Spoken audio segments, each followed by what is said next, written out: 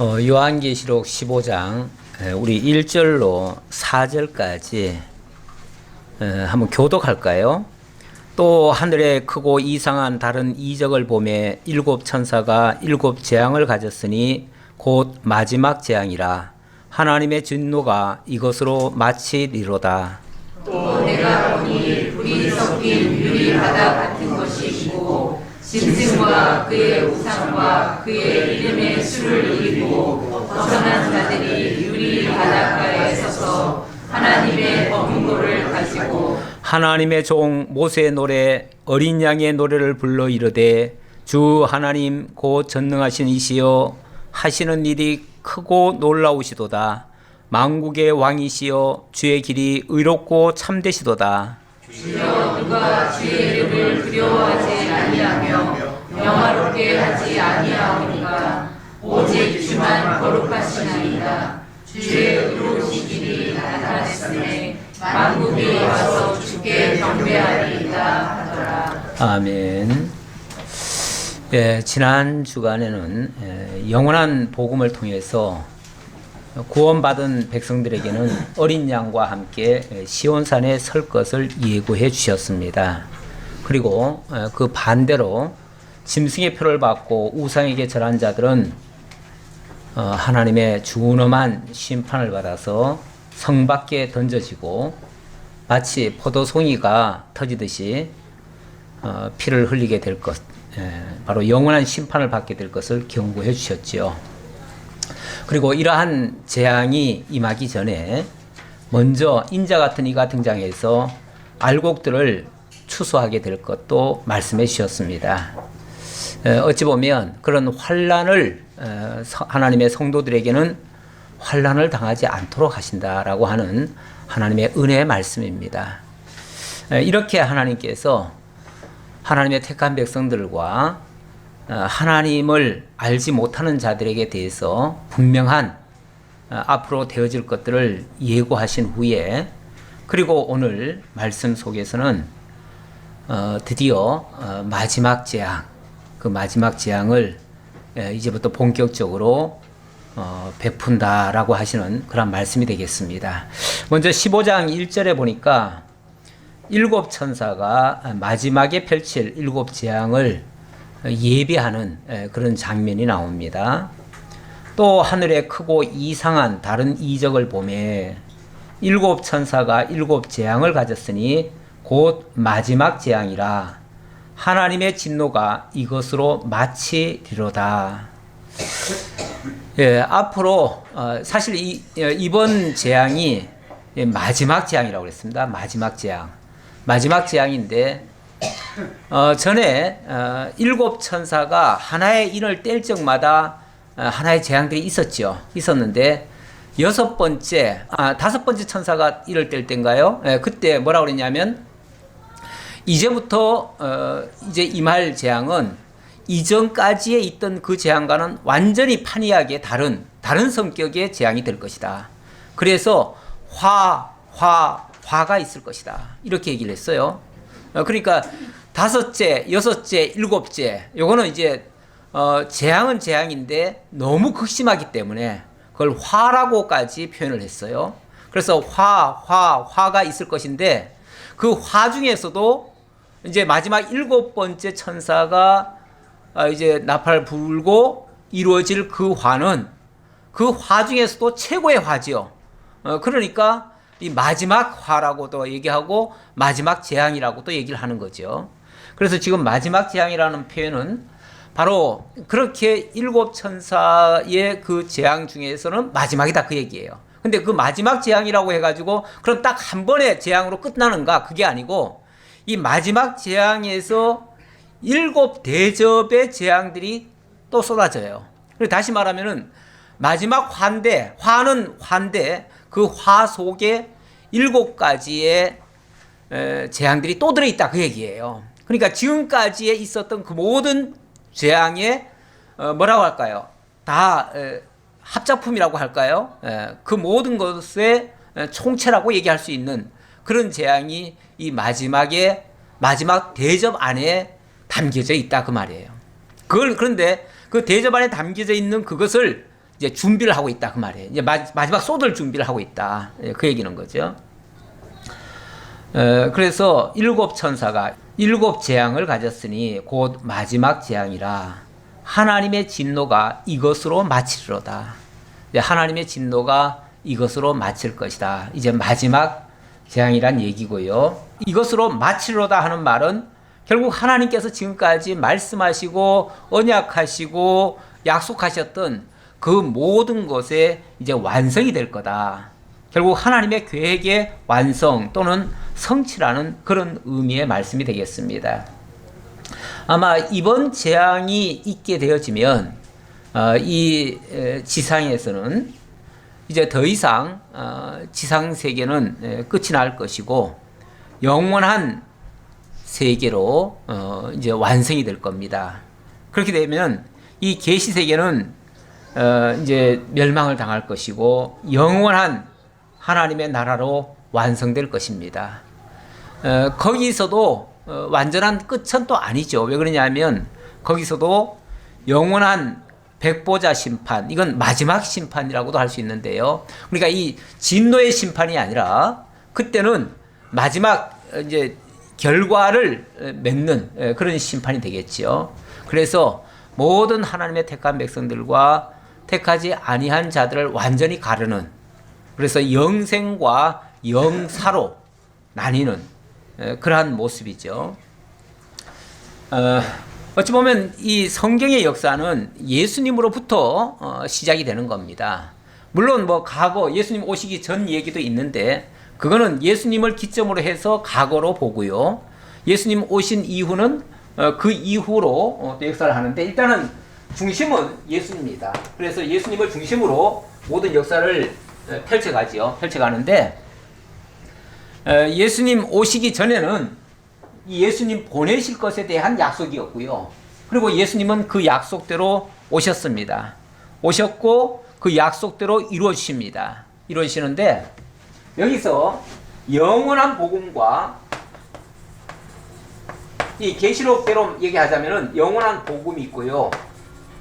그리고 영원한 심판. 지난주에 이야기한 내용이 바로 이 이야기예요. 영원한 복음과 영원한 심판. 이 영원한 복음에 참여할 자들은 1차적으로는 14만 4천이라고 했어요. 14만 4천은 하나님의 인을 맞은 사람, 하나님의 인 맞은 자들. 물론 이 영원한 복음이 그래서 14만 4천이라고 명시된 것도 있고 그 이후에 또 봄에 또 이렇게 수많은 하나님의 인 맞은 자들이 있더라. 이제 그런 식으로 얘기를 했어요. 그렇기 때문에 어찌 보면 시간적으로 말하면 14만 4천은 구약 교회를 두고 말 수도 있고요. 그래서 영원한 복음은 이 신약 교회 하나님의 택한 백성들에게 다 해당되는데 어쨌든 이들은 어린 양과 함께 어디 선다고 그랬어요? 시온산에 선다고 그랬어요. 시온산 바로 하나님께서 예비한 그 거룩한 하나님의 나라를 얘기하는 거예요. 그 나라에 설 것이다. 자, 그런데 이 하나님의 인을 맞지 아니한 자들은 바로 하나님의 인 대신 짐승의 인을 맞은 거죠. 짐승의 표라고도 얘기를 하고요. 짐승의 인이라고도 하고요. 뭐 같은 말이에요. 짐승의 표나 인이나. 그리고 이거는 이제 지난번에 뭐 666이다 이렇게도 얘기를 했고 여러 가지 표현을 했는데 어쨌든 이거는 세상 권세에 굴복하고 하나님의 복음을 받아들이지 않고 결국 짐승을 따르는 자들입니다. 이 짐승을 따르는 자들에게는 영원한 심판이 예고되어 있어요. 그래서 그 영원한 심판의 모습은 지난주 마지막에 굉장히 좀 끔찍했죠. 어떤 모습이었습니까? 마치 익은 포도송이가 완전히 그 포도 틀에 들어가가지고 즙이 짜여지듯이 그래서 그 피가 1600 스타디온에 이르도록 그렇게 퍼졌더라. 말굴레 높이까지 해가지고 그렇게 넓게 퍼졌더라 했는데 제가 그냥 단순 그 글자 그대로 문자 그대로만 봐도 무려 이 정도의 높이에서 한반도를 다 뒤덮을 정도의 그런 넓이로 그 피가 그렇게 흘렀다 그런 표현을 했는데 이거는 어느 한 지역만의 심판이 아니라 이 세상에 전체적인 그런 심판이 있을 것을 얘기했어요. 이런 심판이 있을 것을 얘기했고 그리고 거기에서 그렇게 이런 심판이 있기 바로 직전에 인자 같은 이가 그 알곡들을 추수하는 장면이 있었죠. 그 추수하는 장면들은 바로 이 심판에 참여하지 아니할 자들을 먼저 거두어다가 이제 구원을 하는 그런 내용이에요. 영원한 구원을 하는 내용인데 그래서 그거를 이제 표현적으로는 주 안에서 죽는 자들이다 이렇게 표현을 했어요. 그래서 주 안에서 죽는 자들은 복이 있다.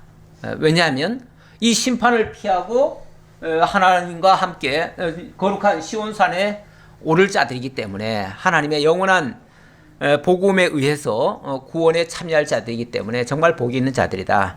이걸 성경에 여러 표현을 했는데 알곡은 미리 거두어서 천국 창고에 드리고 쭉정이는 불에 사른다. 예수님이 그렇게 비유를 한 적도 있어요. 그와 같은 이치예요.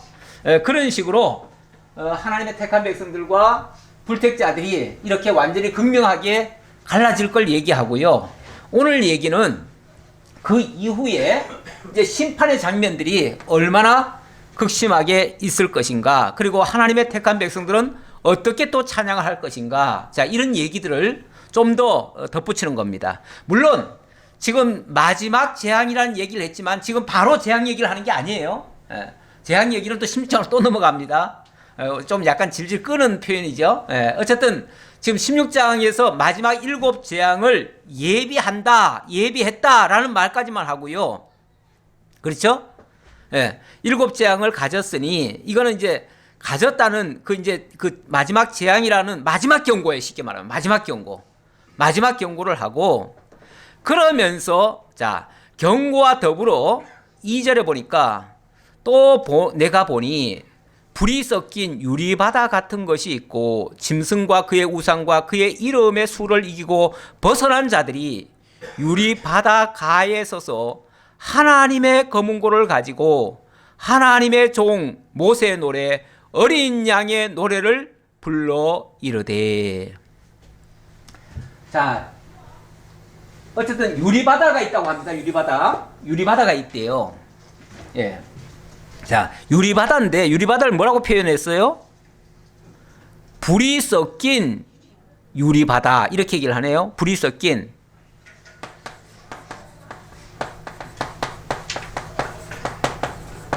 뭐 유리라고 하는 거는 뭐 수정 같다 뭐 이렇게도 표현하고, 사실은 옛날에는 이 유리도 보석에 들어갔어요. 보석에. 지금은 워낙 이 유리의 이 기술이 좋아져 가지고 유리는 요즘 보석이라고 아무도 안 치죠. 근데 옛날에는 이게 정말 수정같이 맑은 유리, 정말 보석으로 표현이 돼 있어요. 실제 보석이죠. 보석 중에 하나긴 한데 지금은 흔해져 가지고 보석으로 취급을 안 하는 것뿐이죠. 그런데 이 수정같이 맑은 유리, 그런데 이 유리는 어찌 보면 너무나 맑고 깨끗하고 순결하고 거룩하고 의롭고 이런 것들에 대한 어떤 상징적인 표현이에요. 이 유리가 표현인데, 자, 지금 어찌 보면 이 짐승의 표를 받고 심판에 참여할 자들이 아니라 그들의 그 유혹에서부터 벗어난 자들, 그런 자들이, 여기는 표현이 어떻게 되어 있냐면 짐승과 그의 우상과 그의 이름의 수를 이기고 벗어난 자들이, 이렇게 얘기를 했어요. 그러니까 이 지상에 살다 보면 사실 이 짐승의 표를 받지 않고는 거의 뭐 경제 활동도 못할 정도라고 했으니까 엄청난 환난과 핍박이 있지요. 그래서 그것을 자칫하면 거기에 다 빠질 수밖에 없고, 거기에 빠지면은 결국은 심판에 참여할 수밖에 없는데, 그런데 어린 양을 따라가다 보니까 어린 양이 어디로 가든지 그 어린 양을 따르다가 사실은 이 심판에 참여하는 자가 아니라 어린 양을 따라가다가 뭐 고난도 받았겠고 고통을 당했겠죠. 당했는데 어쨌든 거기서 벗어난 자들을, 자들이 들어간 곳이 어디냐면은 불이 섞인 유리바다 위에 섰더라 이렇게 얘기를 해요. 제가 아까는 시온산에 섰더라 그랬는데 14만 4천은 시온산에 섰더라 했는데 그 이후에 영원한 복음을 받고 하나님의 입맞은 자들이 결국 불이 섞인 유리바다 위에 섰더라 이렇게 얘기를 해요. 일단은 유리바다라고 하는 그 자체, 여기 또 바다까지 나오죠 원래 바다. 그러니까 이게 어찌 보면 불이 섞였다는 말과 유리라는 말과 바다라는 말이 같이 섞여 있어요. 사실 이런 모습은 거의 없죠. 없는데 아주 독특한 모습인데, 어쨌든 바다라고 하는 거는 이게 한없이 넓고 끝없이 이게 정말 무한정하게 이렇게 크다는 의미고요. 넓고 크다는 그런 의미고, 그걸 바다라고 얘기를 하고요. 그런데 너무나 맑고 깨끗하고 순결하고 거룩하고 의로운 그런 바다예요. 그런 바다인데 거기에 불이 섞여 있다 라는 말은, 이 불이라고 하는 게 사실은 어떤 환란, 어떤 핍박 이런 것들을 많이 가리키는 말이에요. 그러니까 이 불을 지났다 하는 말은요, 환란을 거쳤다 그런 얘기예요. 근데 여기에 참여할 자들이 누구냐면 이 짐승의 표를 피하느라고 환란을 겪은 사람들이에요. 환란을 겪고 이겨낸 자들이 바로 이 바다 위에 드디어 도달을 한 거예요. 거기에 선 거예요. 거기 서서 뭐 합니까? 하는 일은 뭐예요? 하나님의 검은고를 가지고, 하나님의 검은고, 여기 또 특별한 말이 또 나오네요. 하나님의 검은고.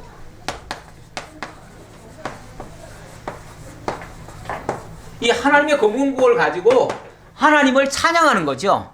찬양하는데 찬양의 내용은 모세의 노래, 어린 양의 노래, 어린 양의 노래. 자, 이런 걸 가지고 하나님의 검은고에 맞춰서 찬양을 하는 거죠. 찬양. 그러니까 여기 지금 한번 상상을 해보세요. 유리바다 너무나 맑고 투명하고 깨끗한데 거기에 좀 불연 섞여 있어요. 하지만은 그 위에서 지금 하나님의 검은고에 맞추어서 지금 수많은 그 영혼들이 모세의 노래와 어린 양의 노래를 부르고 있어요. 이 대합창이죠. 대합창이 지금 벌어지고 있는데, 이 모습을 사실은 아직 마지막 재앙이 떨어진 건 아니잖아요. 아닌데 지금 이 모습을 먼저 보여주는 거죠. 예. 그러니까 하나님의 세계는요, 이 지상 세계의 이 시간표대로가 아니에요. 예, 그거는 분명하죠. 예. 그러니까 지금 먼저 보여주고 나중에 여기서 계시 세계에서는 그게 펼쳐지는 거예요. 그러니까 먼저 보여준다고 하는 것은 하나님의 모든 말씀이 먼저 우리에게 미리 약속으로, 언약으로 하신 거 아니에요? 그런 것처럼 이것도 미리 성도들에게 알려주어야 이걸 깨달은 자들이 뭐 할 수 있죠? 이 짐승의 표를 극복할 수가 있는 거죠. 이거 극복할 수가 있는 거죠. 그래서 이걸 극복하고 결국 여기에 참여하도록 하기 위해서 이러한 말씀을 미리 주는 건데, 자, 어쨌든 하나님의 검은고라고 했습니다. 영어 성경에는 보니까 이게 하나님의 하프라고 되어 있더라고요. 하나님의 하프를 붙잡았다 이런 식으로 표현이 되어 있어요. 예. 그러는데 하나님의 검은고가 쉽게 말하면 기준이에요. 기준이고 거기에 맞추어서 하나님의 성도들이 합창을 하는 거예요. 합창을 하는 거예요. 그러니까 어찌 보면 이건 이 사람의 검은고가 아니에요. 사람의 검은고가 아니라 하나님의 검은고예요. 그러니까 하나님의 검은고라고 하는 것은 결국 하나님이 보여준 그 하나님의 그 모든 영광을 얘기하는 거예요. 하나님의 영광. 하나님이 지금 무슨 영광을 보여주셨습니까? 그 내용은 이 모세의 노래와 어린 양의 노래 안에 들어있어요. 모세의 노래라는 말은 뭐죠? 일단 이 계시 세계 속에 역사적으로 모세의 노래가 있었어요. 언제 있었습니까? 그렇죠. 홍해를 건널 때 그때 모세의 노래가 있었습니다. 실제 모세의 노래가 있었죠. 그때가 이스라엘 역사 속에서는 아마도 최고의 전 민족적인 그런 찬양을 하나님께 드린 사건이 아닌가 싶어요. 이스라엘 역사 속에서 그보다 더 큰 역사는 없었습니다. 그 모세의 노래가 나오게 하시려고 하나님은 어떻게 섭리하셨습니까? 원래는 애굽에게 바로에게 10가지 재앙을 내림으로써 나중에는 바로가 손을 들었죠. 항복을 했어요. 그러니까 항복했으니까 그냥 무조건 나오면 되는 거예요. 더 이상 저항 없어요. 아무도 이제 바로는 더 이상 건드릴 이제 힘이 없어요. 그래서 그냥 그 자리에서 바로 나와가지고 거기서 한 일주일 정도면요 약속의 땅 가나안에 도착합니다. 그럼 약속의 땅 들어가면 돼요. 근데 이제 현실적으로 보면 막상 들어가면은 그들이 뭐 이렇게 어서 오십시오 하고서 가나안 사람들이 그냥 받아주나요? 안 받아주죠. 가나안 땅은 거기에는 이미 다른 가나안 족속들이 지금 살고 있잖아요. 살고 있기 때문에 아마 바로 오면은 절대 받아주지도 않을 것이고 거기서 전쟁하면은 그들은 보나마나 아니 이스라엘 백성들은 무기도 하나도 없고 아무것도 없는데 맨손으로 그 땅에 들어가면은 진짜 들어갈 수 있냐 그 말이에요. 현실적으로 안 되잖아요. 그러니까 하나님께서 갑자기 돌치십니다. 돌이키셔요. 갑자기 똑바로 가다 말고 길을 획 돌이켜가지고 다시 홍해 바다 앞에다 딱 데려다 놓습니다. 거기는 양쪽에 믹돌과 비하이롯이라고 하는 쉽게 말하면은 이 언덕이 있고요. 그 골짜기 속으로 집어넣었어요. 집어넣고 그리고 앞에는 그래서 그 골짜기가 무슨 직진길인가 해가지고 무작정 따라왔는데 하나님이 인도하시는 대로 따라온 거죠. 따라왔는데 따라오고 보니까 막장이에요. 앞에는 홍해가 딱 걸려 있어요. 양쪽 옆에는 믹돌과 비하이롯이 딱 막혀 있어요. 그런데 뒤를 돌아보니까 뒤에는 애굽 병사들이 저놈들이 길을 헤매다가 함정에 빠졌구나. 그렇다면 이번 기회에 저놈들을 다 완전히 제거해야 되겠다. 다 죽여버리려고 아예 전 군을 총동원해가지고 애굽 병사가 쫓아와요. 이제 이스라엘 백성들은 꼼짝없이 도관에 든 쥐가 됐습니다. 어디 갈 방법이 없어요. 앞은 홍해고 옆은 산이고 뒤는 애굽 병사가 쫓아오니까 그때 모세가 어찌할 방법이 없으니까 하나님 어찌해야 됩니까? 왜 우리를 이곳까지 인도해가지고 여기서 몰살시키십니까? 어쩌면 그렇게 하나님께 원망하듯이 기도했겠죠. 그런데 하나님께서 뭐라 그럽니까? 내게 지팡이가 있지 않느냐? 너는 가만히 있어서 내가 하는 걸 보라. 그러시면서 하나님이 역사를 하시는데 너는 지팡이를 들어서 내밀라는 거예요. 모세에게 있는 거라고는 지팡이 하나밖에 없으니까요. 지팡이를 내밀래요. 그럼 내밀었더니 갑자기 바다가 쫙 갈라지면서 그리고 바람이 불더니 그 바닷길이 마른 길로 돼버려요. 마른 길로 돼버려요. 그래서 이스라엘 백성들이 거기를 지나가게 됩니다. 지나갔는데 더 놀라운 일은 이스라엘 백성들이 다 지나갔는데 애굽 병사들이 드디어 그 바다에 들어오기 시작합니다. 들어오더니만 갑자기 그 바다가 다시 합쳐져 버립니다. 그리고 나서 이스라엘 백성들 두 번 다시는 이스라엘 백성들을 쫓지 못하도록 완전히 진멸시켜 버립니다. 거기서 모세의 노래가 나오는 거예요. 모세가 어찌 그런 상황에서 찬양이 안 터지겠습니까? 단순히 모세의 노래가 아니라 모세가 선창을 했겠죠. 선창을 하면 모든 백성들이 함께 합창을 하는 거죠. 거기다가 미리암도 너무나 기뻐가지고 춤을 추고 소고를 칩니다. 여기 지금 검은고의 노래라고 그랬는데 이 검은고를 치듯이 뭐 영어로는 하프를 치는 거죠. 이렇게 해가지고 모두가 다 춤추고 기뻐서 함께 찬양을 합니다. 그게 이제 쉽게 말하면 소위 모세 노래예요. 이 모세가 너무나 감사해서 그 노래를 나중에 시편에도 기록이 되어 있는데 90편 이하가 모세의 노래예요. 거기에 그런 내용들이 이런 내용들이 사실 담겨져 있습니다. 그거는 참고적으로 나중에 보시고요. 이렇게 모세의 노래 이거는 이스라엘 민족적으로 구원한 그런 하나님의 능력의 영광에 대해서 찬양한 노래예요.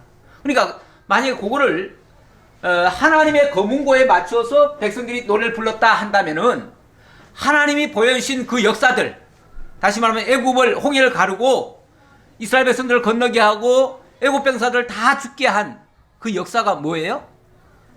그게 하나님이 하신 작품이에요. 그게 하나님의 하프예요. 하나님이 그 하프를 치시니까 그걸 보고 백성들이 다 찬양을 했다 그 말이에요. 마찬가지로 어린 양의 노래, 또 어린 양의 노래 얘기했는데 어린 양의 노래는 또 뭐예요? 어린 양의 노래도 바로 예수 그리스도의 노래 아닙니까? 예수 그리스도가 무슨 노래를 하셨습니까?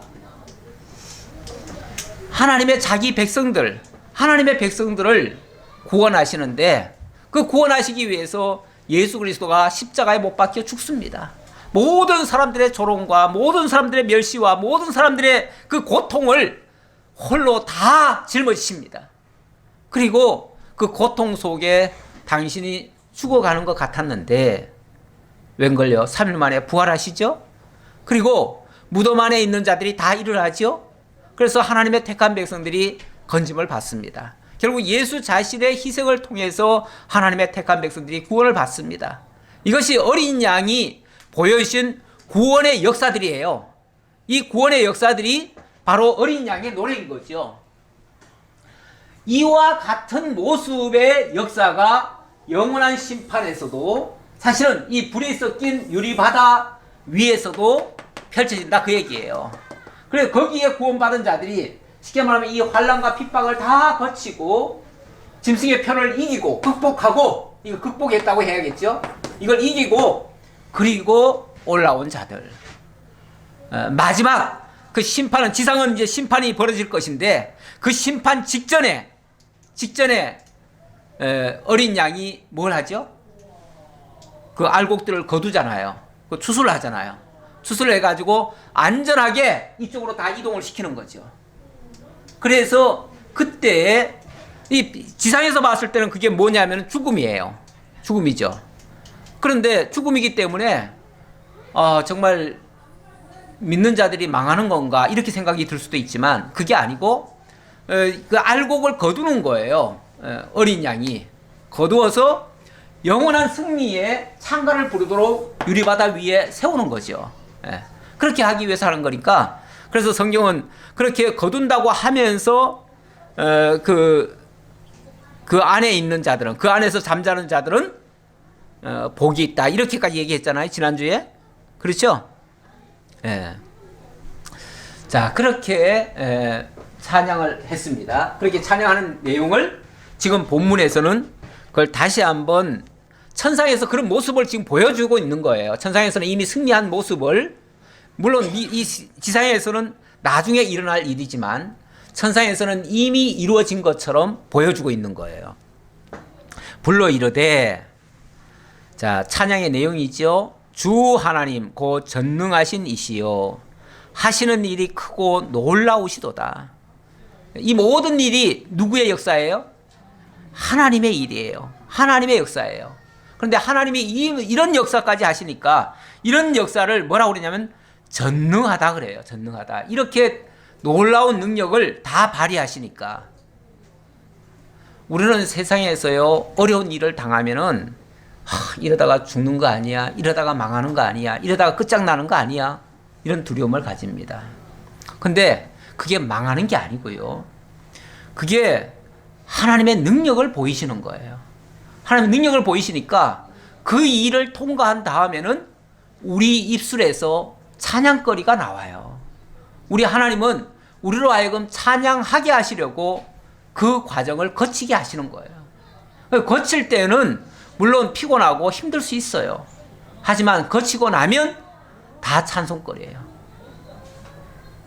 그런 거 안 거치면요, 우리는 그런 거 안 거쳤으면 좋겠다 싶은데 안 거치면요 또 찬송거리가 없어요. 찬송거리가 없으면요 천국 가서 우리 할 일이 없어요. 그러니까 사실은 이 땅에서 때때로 많은 환난을 당하는 것은 결코 나쁜 것만은 아니에요. 물론 그걸 이겨내지 못하고 우리가 거기에 패배하고 정말 패배자로서 인생을 끝내고 쪽낸다면, 그런다면 비극이죠. 비극인데 그게 아니고 하나님께서 반드시 이기리로다 라고 하는 이 약속을 가지고 지금 그 일을 당하게 하는 거예요. 그러니까 이거는 더 큰 영광에 참여케 하시려는 고난이지, 일종의 그런 걸 뭐라고 그러냐면 시험이라고 그래요. 시험. 하나님이 우리에게 이 땅에 사는 동안에 시험과 시련, 연단 이런 것들을 적절하게 맞춰서 주시는데 이런 것들은 사실상 우리가 감당치 못할 시험은 허락지 않는다고 했어요. 우리 하나님이 시험을 주시되 감당치 못할 시험은 안 준다. 그 말은 감당할 만큼 주신다 그 얘기잖아요. 이겨낼 수 있다 그 말이잖아요. 조금만 참으면 이겨낸다 그 말이잖아요. 그래서 성경에서는 그 시험의 기간을 항상 정하고 시험을 주십니다. 그래서 시험의 기간을 그냥 소위 우리 다니엘 오후에 지금 배우고 있는데 다니엘이 시험을 나를 한 열흘간만 시험하십시오 그런 소리 했는데 우리 하나님의 모든 시험은 어찌 보면 열흘이라고도 볼 수 있어요. 그 열흘이라는 것이 물론 때에 따라서는 굉장히 길지요. 또 때로는 그 시험이 또 40일일 수도 있어요. 그건 굉장히 좀 길기도 하고 견디기 어려운 시험이에요. 그런데 40일이라고 하는 것은 어찌 보면 우리 주님께 주시는 시험이에요. 우리 주님께는 40일 금식 기도도 하고 그랬잖아요. 근데 우리에게는 그만한 시험이면요 우리도 다 나자빠져요. 감당이 안 돼요. 그래서 우리에게는 어쩌면 한 열흘 정도의 시험을 주시는데 그 말은 짧다 그 말이에요. 짧다. 실제 날짜가 열흘이라는 얘기가 아니라 오래 가지 않는다 그 얘기죠. 그래서 잠시만 기다려라. 잠시만 참아라. 조금만 더 기다려라. 그러면서 인내하라. 인내도 그래서 사실 우리가 인내하려고 하면 쉽지는 않아요. 그래서 성령께서 우리에게 성령의 열매 중에 하나가 인내 아닙니까? 인내로 성령의 열매를 주셔요. 그래서 성령이 우리와 함께 하시면 다 이겨낼 수 있고요. 승리할 수 있고요. 참아낼 수 있고요. 다 극복할 수 있다. 마침내 승리의 자리에 설 수 있다. 그 얘기입니다. 이 모든 일을 하시는 분이 바로 전능자이시기 때문에 가능하다. 사실은 죽이고 살리는 거 사람은 죽이기는 하는데 살리지는 못해요. 사람은 그렇죠? 그것도 육신밖에 못해요. 육신밖에. 그런데 우리 하나님은요 육신뿐 아니라 영혼까지도 멸하실 수 있는 분이에요. 뿐만 아니라 죽었던 자들까지도 살리실 수 있는 분이에요. 그래서 우리 하나님을 사람은 육신만 죽이는 사람은 두려워할 필요가 없다. 우리 예수님 표현이 그 말씀이잖아요.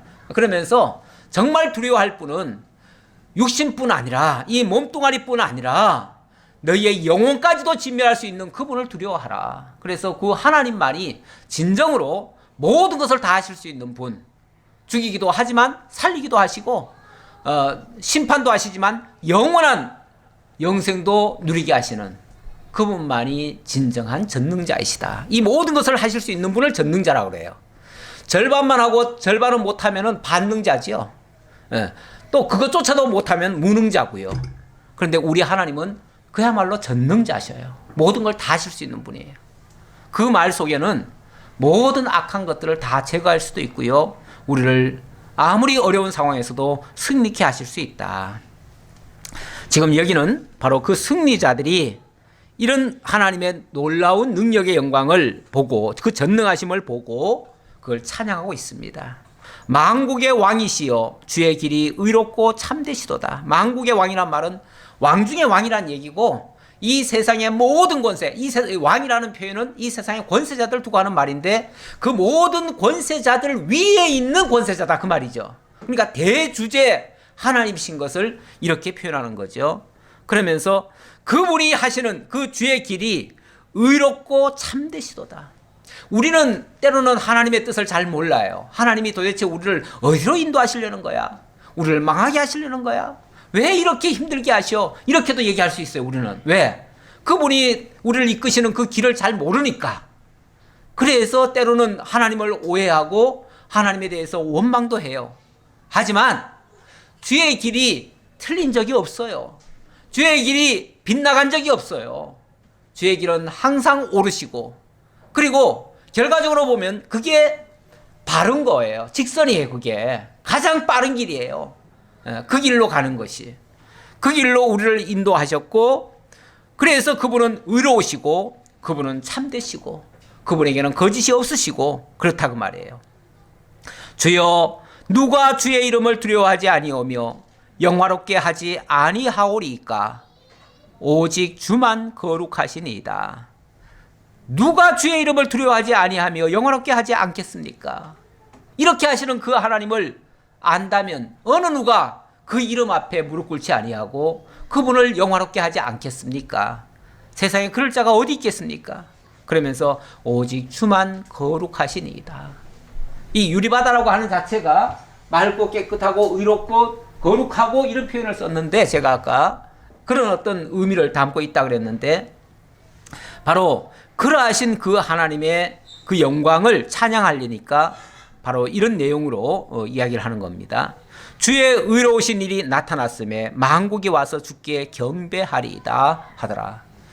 결국 이 세상에 있는 모든 권세자들이 또는 모든 하나님의 택한 백성들이 하나님 앞에 무릎 꿇게 될 것이고, 뿐만 아니라 사실은 심판받을 자들조차도 하나님 앞에 엎드릴 수밖에 없어요. 다 무릎 꿇을 수밖에 없어요. 또 2일 후에 내가 보니 하늘의 증거 장막의 성전이 열리며 7 재앙을 가진 천사가 성전으로부터 나와 맑고 빛난 세마포 옷을 입고 가슴에 금띠를 띠고 네 생물 중에 하나가 영원토록 살아계시는 하나님의 진노를 가득히 담은 금대접 7을 그 7 천사들에게 주니, 하나님의 영광과 능력으로 말미암아 성전에 연기가 가득 차매 7 천사의 7 재앙이 마치기까지는 성전에 능히 들어갈 자가 없더라. 성전에 능히 들어갈 자가 없더라. 누구는요? 그러니까 이걸 극복하지 않은 자들은 못 들어간다 그 얘기죠. 못 들어간다 그 얘기고, 극복한 자들은 당연히 들어갈 것이고요. 자, 그런데 2일 후에 내가 보니 하늘의 증거 장막의 성전이 열리더라. 자, 하늘의 증거 장막의 성전, 참 때로는 어려운 표현 같기는 한데 좀 뭐 살펴보면은 별로 어려운 건 아니에요. 그런데 어쨌든 하나씩 좀 살펴봅시다. 하늘의 증거 장막의 성전이 열렸더라. 하늘의 증거 장막. 자, 이것도 사실은 좀 이렇게 좀 뜯어서 살펴봐야 돼요. 왜 그러냐면 단순히 그냥 하늘의 증거 장막의 성전이 있다더라 이렇게만 들을 것이 아니고, 왜냐하면 이걸 이해하려면 이게 이제 참이잖아요. 이게 실체예요. 이게 실체인데, 이 실체를 제대로 보려고 하면은 이 실체의 모형과 그림자격이 되는 이 지상에 있었던 것들을 우리가 참고하지 않을 수가 없어요. 많은 사람들이 이 지상의 것이 진짜고, 그래서 나는 진짜만 믿어, 나는 내 눈에 보이는 것만 믿어, 보이는 것이 진짜 아니야? 이렇게 생각하는데, 성경은 뭐라고 얘기하죠? 이 보이는 세계는요, 보이지 않는 것들의 어찌 보면 모형과 그림자 같은 것들이에요. 그러니까 이게 실체가 아니에요. 이게 실체가 아니고 이건 참것의 모형과 그림자예요. 그러니까 참것은 하나님의 나라에 있어요. 있고, 이 지상의 모든 것들은 그 참것을 우리 지상에 있는 자들에게 보여주려고, 알게 하려고. 그래서 이거는 이 세상 자체가 계시 세계고요. 이 어찌 보면 거기에 모형과 그림자 같은 것들이에요. 그림자라고 하는 것들은 사실은 실체가 없어지면은 그림자도 없어지죠. 그래서 나중에 실체로 완성되어지면 이거 뭐 그림자들은 다 없어질 수도 있어요. 그런데 어쨌든 이 실체다 보니까 하늘에 있는 것이고요. 그 장소는 하늘이고요. 하늘에 있는 것이고, 또 증거 장막이고요. 내용은 증거 장막이고, 증거 장막의 성전이라고 했어요. 거기에 성전이 있더라는 거죠. 있는데 그 성전 안에 증거 장막이 있고, 증거 장막은 이 하늘에 있더라. 이제 그 얘기예요.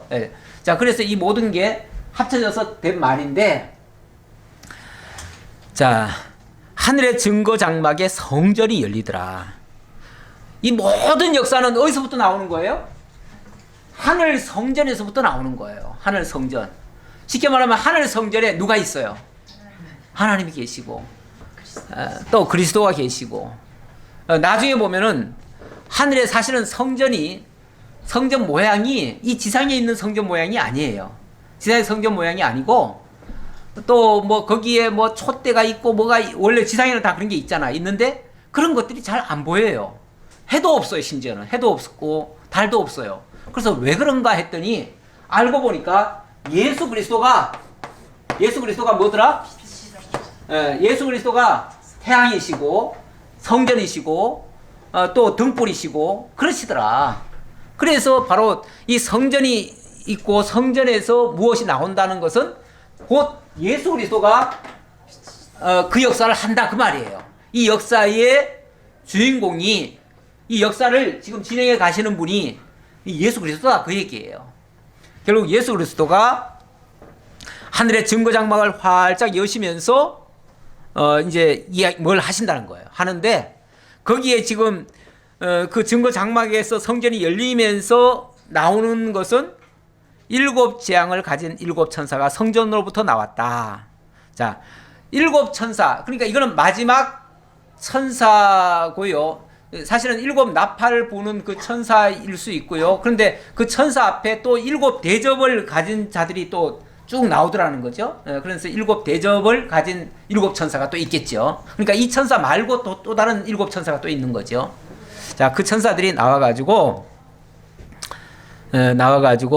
빛난 세마포 옷을 입고 가슴에 금띠를 띠고 네 생물 중에 하나가 영원토록 살아계신 하나님의 진노를 가득 담은 금대접 7을 그 7 천사들에게 주니. 예. 근데 여기는 이제 표현은 뭐 어떤 네 생물이다 이런 식으로 표현을 했고 그랬는데 어쨌든 이거는 그리스도의 어떤 권세를 이제 주어서 그 일을 지금 진행해 간다 이런 의미로 이해하시면 되겠습니다. 왜냐하면 그 권세를 지금 부여받은 자가 지금 이 일을 집행하고 있거든요. 예. 그래서 그렇게 보시면 되겠고요. 근데 왜 이게 하늘의 증거 장막이라고 표현을 했을까? 어떤 사람들은요, 어떤 뭐 교파라고 해야겠죠. 정상적인 교파는 아니에요. 좀 이단적인 교파는 자기네들이 증거 장막이래요. 자기네들이. 그래서 그 교파 이름 앞에도 무슨 천지, 뭐 신천지 증거 장막 이런 식으로 써놨어요. 그래서 자기네들이 증거 장막이래요. 근데 이 증거 장막이라는 말은요, 원래 무슨 말이냐면은 일찍이 하나님께서 모세에게 뭘 주었죠? 하나님께서 십계명을 주셨잖아요. 그 십계명을 받아가지고 언약궤 안에다가 넣었죠. 그리고 이 장막으로 덮었죠. 이 밑에 있는 게 증거고요. 이게 장막인 거예요. 덮인 게 장막인 거예요. 그 장막을 덮었고 그 안에 나중에 이제 추가로 그 장막 안에다 그 언약궤 안에다가 나중에는 아론의 쌍난 지팡이와 또 만나 항아리 그걸 같이 넣어놨어요. 그러니까 그 증거 장막 안에는 쉽게 말하면 하나님의 언약궤가 있고요. 언약이 있고요. 언약의 말씀, 계명이 있죠. 언약이 있고 또 만나가 있고 또 그 다음에 쌍난 지팡이. 자, 여기 사실 순서가 좀 바뀌었어요. 쌍난 지팡이가 먼저고 그 다음에 항아리, 만나가 들어있죠. 이게 이제 무슨 의미냐면 언약이라고 하는 거는 하나님의 약속의 말씀이죠. 약속의 말씀이에요. 약속의 말씀인데 이 약속의 말씀이 사실은 이게 율법이죠. 엄밀하게 말하면 율법이죠. 율법이라고 하는 거는 죽고 사는 거죠. 그렇죠? 죄에 대해서는 죽고 의에 대해서는 사는 거예요. 그래 결국은 예수 그리스도의 십자가를 가리키는 말이에요. 그리고 쌍났다는 것은 무슨 의미예요? 죽은 나무가 가지가 다시 핀 거 아니에요? 이게 부활이죠. 부활이고 만나라고 하는 건요. 이 생명의 양식이죠. 생명의 양식이니까 결국은 생명을 얘기하는 거예요. 결국 예수 그리스도의 십자가와 부활을 통해서 영원한 생명을 간직하고 있는 그러한 거다 그 말이죠. 결국 예수 그리스도의 십자가와 부활을 통한 영원한 생명을 주는 그 자체가 증거 장막인 거예요. 증거 장막이고 그 증거의 장막이 이 성전 안에서 있더라는 거죠. 그걸로 성전이 이루어졌다는 거죠. 결국 예수 그리스도를 통해서 온전한 성전이 이루어졌고 그 성전 안에 그리스도의 십자가와 부활의 생명이 있고 그것이 영원한 하나님의 나라에서 완성이 되어졌다 그런 뜻이에요. 이 종합하면. 이러한 일들이 이제 일어나면 결과적으로 하나님의 영광과 능력으로 말미암아 성전에 연기가 가득 차매, 이 연기가 가득 찼다는 표현은요, 하나님의 임재로 말미암아 하나님의 영광이 가득 찼다 그 뜻이에요. 그거를 표현상 이 지상에서는 보일 수 있는 게 연기밖에 없으니까. 그래서 이제 그렇게 연기라고 표현을 했는데 실제로는 연기가 아니라 하나님의 영광을 얘기하는 거예요. 영광이 가득 찼다. 일곱 천사의 일곱 재앙이 마치기까지는 성전에 능히 들어갈 자가 없더라. 일곱 천사의 일곱 재앙이 마치기까지는, 자 이런 것이 준비는 돼 있는데 여기에 바로 들어가는 겁니까? 아니죠. 이제 이 하나님의 이 재앙이, 하나님이 그 예고했던 그 재앙이 다 이루어지기 전까지는 안 들어가더라 그 말이죠. 들어가지 못하더라. 그러는데 그 얘기인데, 이거는 이제 이걸 강조하려는 거예요. 이 심판을 강조하려고. 심판이 이제 곧 있을 것이고 그 심판이 반드시 이루어져야 그 다음에 이 영원한 영생이, 이렇게 해가지고 이제 하나님의 이제 심판이 이루어지면 영생이 이루어지고 또 영사로 나뉩니다. 영사. 이게 이제 백보자 심판으로 말미암아 이루어지는 거예요. 이루어지는데 예수 그리스도가 오시고, 제가 이 그림을 그리려고 했던 것은 그 다음에 이제 영원한 복음이 계속 펼쳐집니다. 펼쳐지는데 이때가 쉽게 말하면 지금 복음 시대예요. 복음 시대고 이걸 신약 시대라고 얘기할 수 있죠. 지금은 복음이 계속 전파되는 시대잖아요. 시대고 이게 이제 항상 전해지느냐? 때가 되면은 이게 사실은 끝나요. 이 복음은 어찌 보면 지금 우리에게 주어진 것이 마지막 기회라고 할 수 있어요. 이 다음에는 이런 복음이 더 이상 없을 겁니다. 왜냐하면 그 다음 단계는 심판이 이루어져야 되니까요. 심판이 이루어져야 되고, 심판이 이루어지기 전에 예수님이 다시 재림하실 거예요. 재림과 심판, 그 심판이 바로 이 짐승의 표를 받은 자들에게 이루어질 그런 것들이에요. 그런 것들이 이루어진 다음에 이제 이 땅에서는 잠시 이제 천년왕국이 또 이루어질 거예요. 이 얘기는 아직 안 나오니까 이건 나중에 또 나올 때 다시 얘기하고요. 일단 그 과정으로는 이런 과정을 거칩니다. 그리고 나서 영생과 영사를 얘기하는데 지금은 이 얘기하는 건 아니고요. 바로 이 장면과 여기를 얘기하는 거예요. 여기를 얘기하는 거니까 이제 뭐 세부적인 얘기는 또 다음에 나올 때 또 설명드리도록 하겠습니다. 오늘은 여기까지 하도록 하지요. 아버지 하나님 감사합니다. 하나님이 우리에게 엄청난 하나님의 크신 은혜와 능력의 영광을 보여주시고 우리로 하여금 찬양할 뿐만 아니라 이 땅에 사는 동안에 하나님의 이 복음을 따라서 정말 세상에 지지 말고 세상 유혹을 따르지 말고 세상 모든 것을 다 극복하고 승리해서 하나님의 영광에 참여케 하시려고 이러한 은혜를 주셨사오니 저희들 정말 깨어서 하나님의 말씀 바르게 깨닫고 하나님의 영광 중에 참여하는 정말로 복 있는 자들 다 될 수 있도록 함께 해 주옵소서. 감사드렸고 예수님의 이름으로 기도하옵나이다. 아멘.